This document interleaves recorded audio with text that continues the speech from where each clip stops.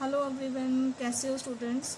हाँ जी बच्चे, today we are going to start class 10th maths NCERT chapter number 3 pair of linear equation in 2 variables. It's a introduction part बच्चा and latest edition है।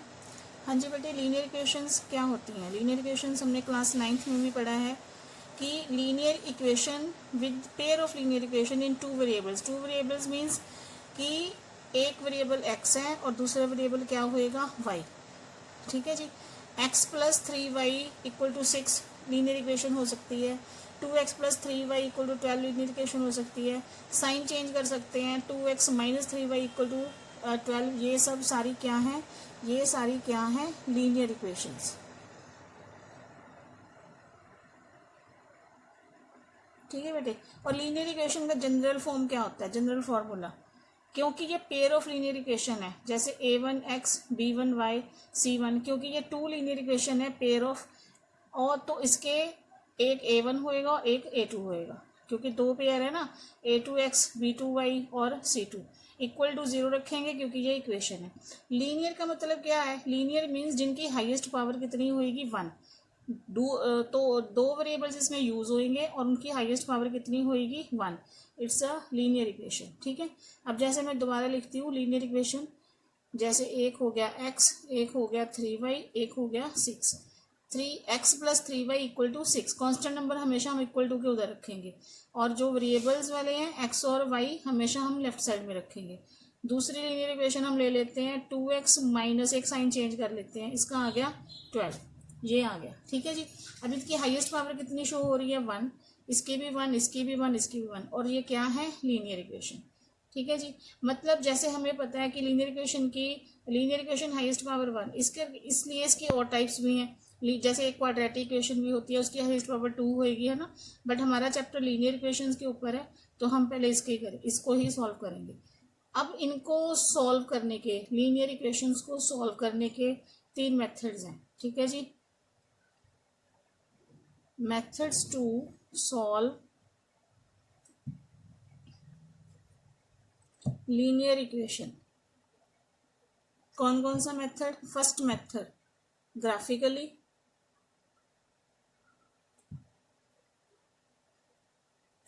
Second method substitution,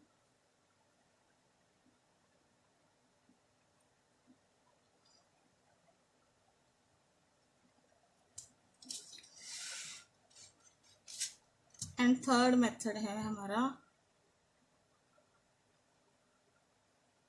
elimination method. ठीक है बच्चा। अब एक क्रॉस मल्टीप्लिकेशन मेथड था, वो हमारा डिलीट हो गया है, हमारे 3 ही मेथड्स रह गए। ठीक है बेटे। अब ये तीनों मेथड हम एक ही लीनियर इक्वेशन के साथ में आपको सॉल्व करके दिखाऊंगी। ठीक है जी। दोबारा मैं बता रही हूँ कि लीनियर इक्वेशन हाईएस्ट पावर जिसकी 1 होगी विद 2 वेरिएबल्स। ये अब जैसे ये अगर ये x है तो मैं बोल लूँ ये x है, x का कोफिशिएंट कौन है, a1। मैंने आपको फर्स्ट चैप्टर में वेरिएबल और कोफिशिएंट के बारे में मैंने बताया था। ठीक है। मेरी जो आप वीडियो देख सकते हो फर्स्ट पहले वाली। y का कोफिशिएंट कौन है, b1। यहाँ पे c का कोफिशिएंट नथिंग, ये कांस्टेंट नंबर होता है। ठीक है जी। अब ये x का कोफिशिएंट a2, यहाँ पे y का कोफिशिएंट b2। अगर हम यहाँ पे देखें x का कोफिशिएंट कोई भी नहीं दिख रहा तो क्या होएगा 1। y का कोफिशिएंट कितना है 3, 6 कांस्टेंट नंबर है। यहाँ पे x का कोफिशिएंट 2, y का कोफिशिएंट -3 और 12 इज अ कांस्टेंट नंबर। ठीक है बेटा। अब ये 3 मेथड्स हैं, हम इनको सॉल्व करेंगे। फर्स्ट मेथड हम लेंगे हम ग्राफिकली मेथड। हाँ जी बेटे, जैसे हमने यही इक्वेशन लूंगी मैं,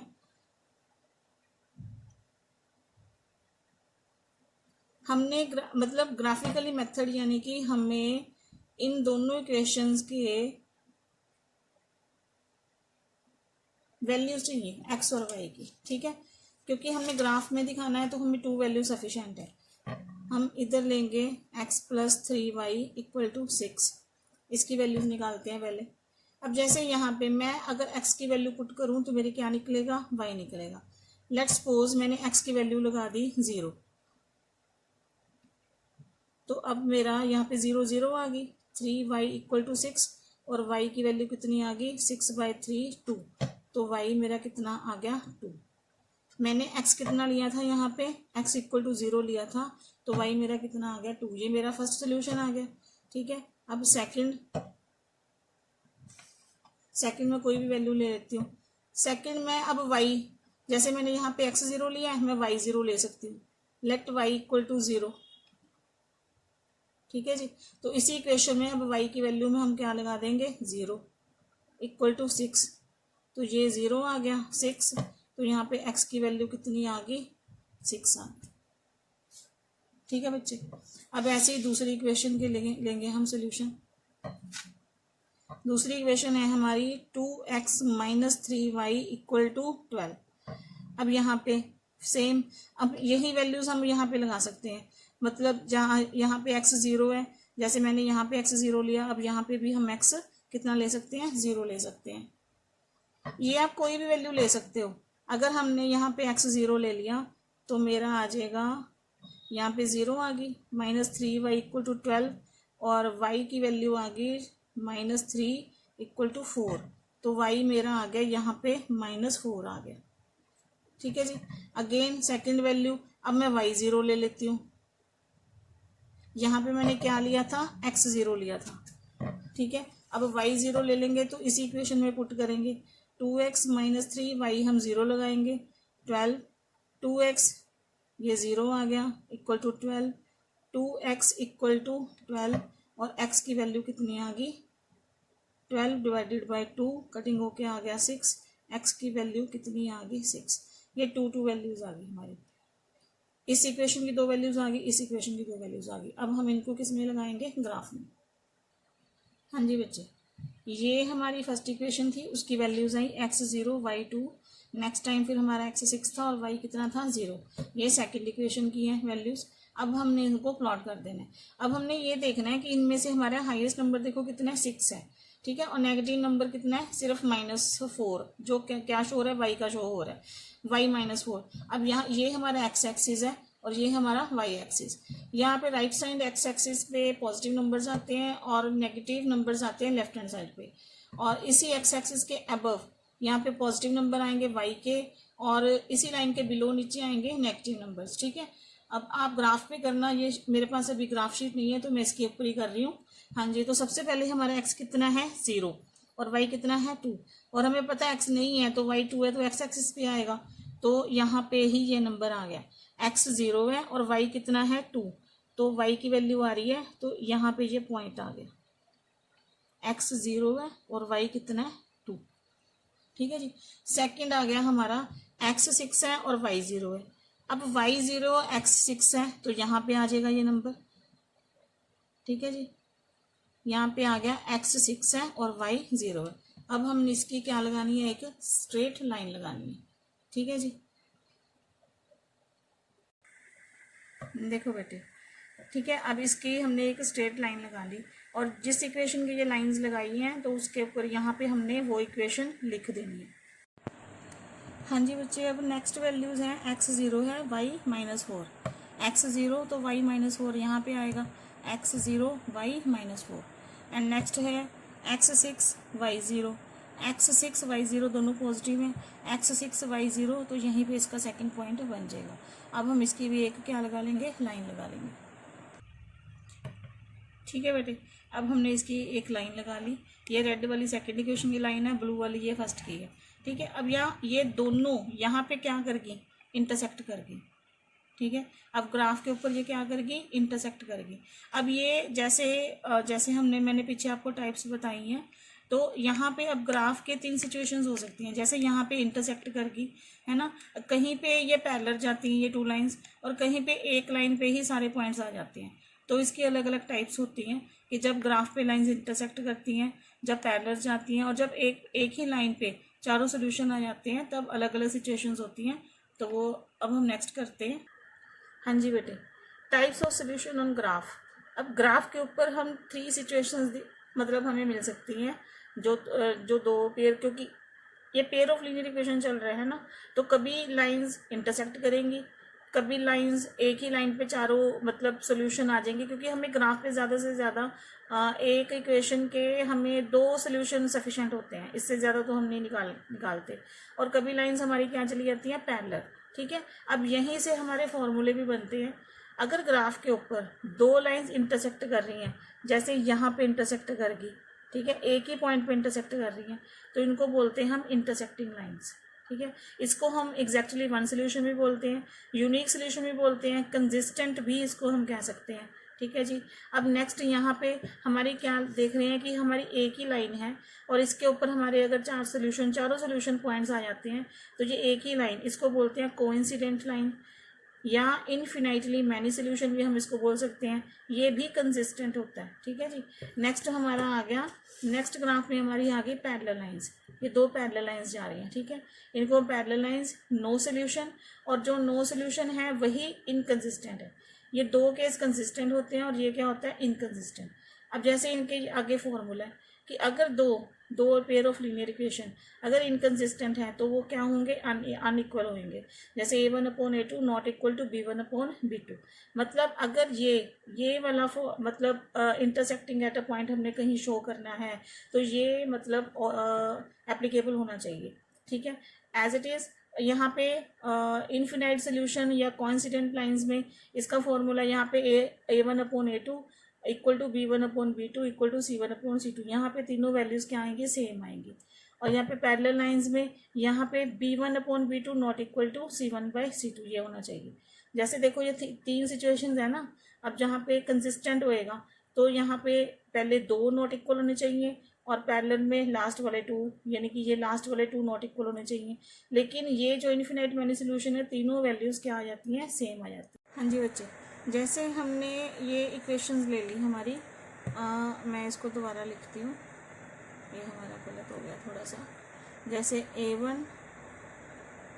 A1/A2 not equal to B1/B2 और C1/C2। अगर हमारा पहला ग्रुप इक्वल नहीं आ रहा तो हमारी फर्स्ट आइडेंटिटी लग जाएगी यूनिक सोल्यूशन वाली।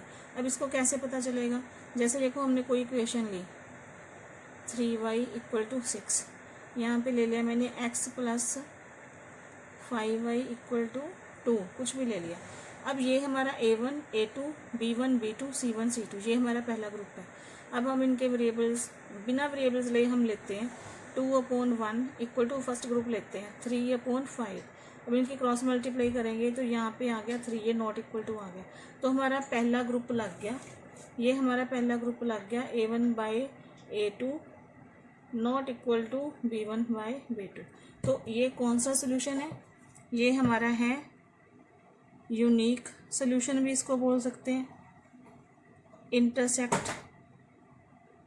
इंटरसेक्टिंग लाइंस भी बोल सकते हैं, और इसको कंसिस्टेंट भी बोल सकते हैं। ठीक है जी।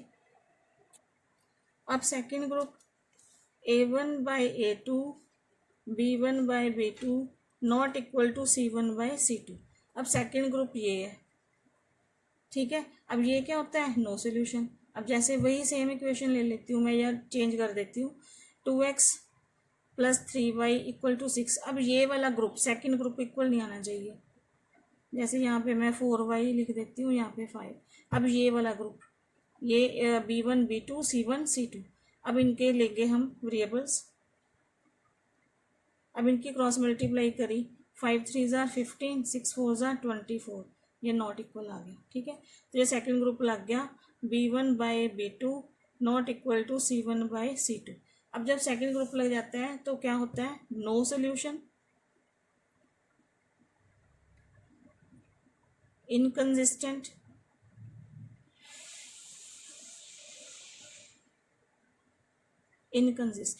इसको नो सोल्यूशन भी बोल सकते हैं, इनकंसिस्टेंट भी, और पैरेलल लाइंस भी हम इनको बोल सकते हैं। ठीक है जी। अब जो थर्ड है, थर्ड ग्रुप में हमारा है A1/A2 equal to B1/B2 equal to C1/C2। ये इसमें हमारी तीनों ये सेम आने चाहिए। ठीक है, अब जैसे इक्वेशन ले लेते हैं 2x + 3y = 6। अब हमने ऐसा कुछ लेना इक्वेशन का कि जैसे हमारा सेम आए, तो हमने यहाँ पे 4x ले लिया, यहाँ पे 2 2 4 एंड यहाँ पे 6y ले लेते हैं, यहाँ पे 12 ले लेते हैं। ठीक है, अब हम इनके में ये तीनों इक्वल आने चाहिए ये। अब देखो यहाँ पे हम सेम भी ले सकते हैं, जैसे 2x + 3y = 6 है, हम सेम ले सकते हैं यहाँ पे। ठीक है, अब इनके वेरिएबल्स ले लो, 2/4, 3/6, 6/12। कटिंग होके यहाँ पे आ गया 1/2, 1/2 एंड 1/2, तीनों सेम आ गए। तो हमारा ये कौन सा ग्रुप लग गया? ये वाला ग्रुप लग गया। अब जब ये ग्रुप लग जाता है तो क्या होता है? Many solution, infinite solution, coincident,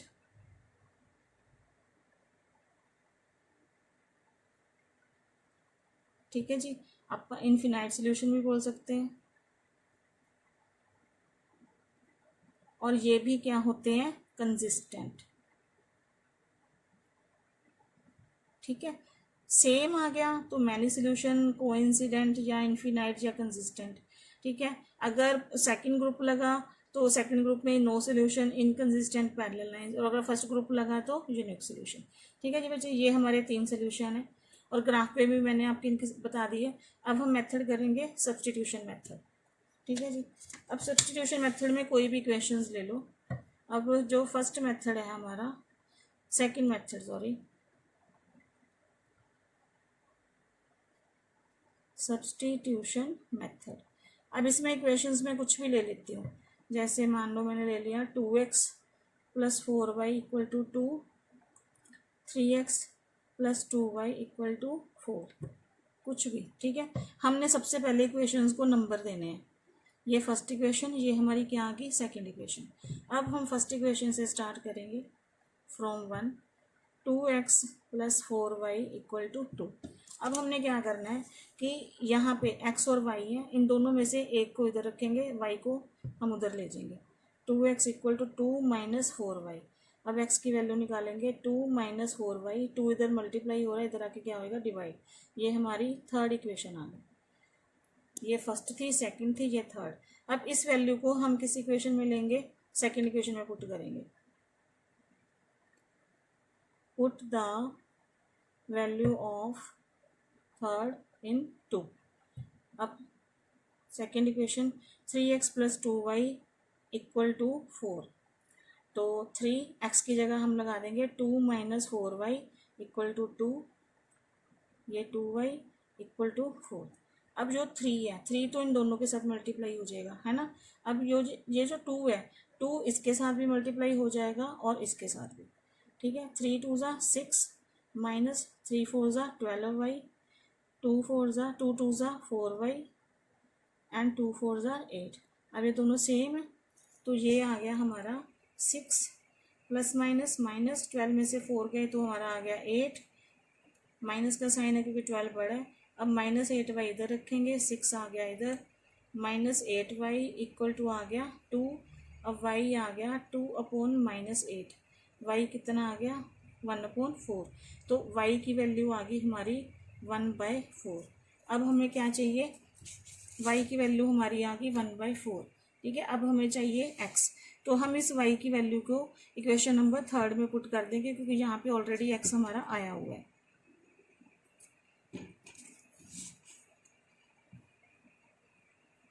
put the value of y in equation number third. ठीक है, तो इक्वेशन नंबर थर्ड है हमारा 2 - 4y = 2। तो x = 2 - 4, y की वैल्यू लगाई -1/4। अब 4 4 के साथ कैंसिल हो गया। x = 2 माइनस क्या हो गया? प्लस। तो x की वैल्यू कितनी आ गई? 3। तो ये हमारी आ गई x की वैल्यू। हमारी 2 वैल्यू चाहिए थी, y हमारा आ गया -1/4 एंड x हमारा आ गया 3। ठीक है जी, अब नेक्स्ट मेथड करेंगे एलिमिनेशन मेथड। हाँ जी बच्चे, नेक्स्ट इक्वेशन हम ले लेते हैं x + y = 5, 2x - 3y = 4, elimination method. अब सब्सटीट्यूशन में हमने इक्वेशंस को नेम दिए थे। अब सबसे पहले तो आपने यही है कि इक्वेशंस को आपने नंबर 1 और नंबर 2 इसका नेम देना। ठीक है जी, अब हमने क्या करना है देखो एलिमिनेशन का मतलब क्या होता है कि अगर हम x को एलिमिनेट करेंगे, ख़त्म करेंगे, तो हमारा क्या निकलेगा y, और अगर y को एलिमिनेट करेंगे तो हमारा क्या निकलेगा x। ठीक है, तो हम दोनों इक्वेशंस को, अगर जिसको भी हमने एलिमिनेट करना है तो हमें उसके जो वेरिएबल्स हैं या उसके नंबर हैं वो उसको सेम करना पड़ेगा। अब यहाँ पे x, यहाँ पे x है, यहाँ पे 2x है, यहाँ y है -3y है। अब दोनों को हमको इनमें से एक जिसको एलिमिनेट करना है उसके हम उनको हमें सेम करना पड़ेगा। तो मान लो हम x को सेम करना है, तो यहाँ पे x का कोफिशिएंट कितना है 1, तो जो x का कोफिशिएंट है वो निचली वाली इक्वेशन के साथ मल्टीप्लाई कर देंगे, और यहाँ पे x का कोफिशिएंट कितना है 2, तो जो इसका कोफिशिएंट है उसको ऊपर वाली इक्वेशन के साथ मल्टीप्लाई कर देंगे। अब ये 2 को सारी इक्वेशन के साथ मल्टीप्लाई करेंगे, 1 को भी सारी के साथ। अब 2 को x के साथ किया तो कितना आ गया 2x, y के साथ किया, 2 को y के साथ किया 2y, 2 को 5 के साथ किया 10। अब ये सारी इक्वेशन को 1 के साथ करना है तो ये तो सेम ही आ जाएगा। अब वेरिएबल्स की हमने सब्ट्रैक्शन करनी है, तो हमने छोटी क्लासेस में 9th में 8th में पढ़ा है कि तो हमें साइन क्या करने पड़ते हैं, चेंज करने पड़ते हैं। तो ये प्लस है तो ये माइनस हो जाएगा, ये माइनस है तो ये क्या हो जाएगा प्लस हो जाएगा, ये कैंसिल, और ये प्लस है तो ये क्या हो जाएगा माइनस। अब ये प्लस है माइनस है ये कैंसिल हो गए, अब प्लस प्लस ये कितना हो गया 5y। अब 10 में से 4 माइनस किए तो कितना आ गया यहाँ पे 6। ठीक है जी, अब y की वैल्यू हमारे पास आ गई 6 डिवाइडेड बाई 5, ये y की वैल्यू आ गई। ठीक है, अब हमें किसकी वैल्यू चाहिए x की, तो हम इस y की वैल्यू को इक्वेशन नंबर 1 में हम सब्स्टिट्यूट कर देंगे। ठीक है जी, अब put the value of y in 1। First equation है x plus y equal to 5, x plus equal to 6/5, y की वैल्यू 6/5 है 5। अब हम इनको इस स्टेप को हम दो मेथड में सॉल्व कर सकते हैं, या तो हम इनका एलसीएम ले लेते हैं या हम एक शॉर्ट मेथड अडॉप्ट करेंगे। 5 को इससे भी मल्टीप्लाई कर दो और 5 को इससे भी मल्टीप्लाई कर दो। 5 मल्टीप्लाई एक्स कितना बन गया 5x, यहाँ पे 6 रह गया, यहाँ पे कितना आ गया 25। अब x वाला नंबर इधर आ जाएगा, 6 कांस्टेंट के साथ कांस्टेंट हो गया, माइनस हो गया, 5x इक्वल टू आ गया 19 और x आ गया हमारा 19/5। ये हमारा आया था y, ये हमारी आई थी y की वैल्यू, और यहाँ पे हमारी आ गई x की वैल्यू। ठीक है बेटे, अब ये दो वैल्यूज निकल गई, हमारे तीनों मेथड हो गए ग्राफिकल, सब्स्टिट्यूशन एंड एलिमिनेशन। अब हम एक्सरसाइज स्टार्ट करेंगे, वो नेक्स्ट वीडियो में मैं स्टार्ट करती हूँ। एंड तब तक के लिए टिल देन बाय बाय, और प्लीज़ मेरे चैनल को लाइक, सब्सक्राइब और शेयर करें। ठीक है बच्चे, ओके बाय।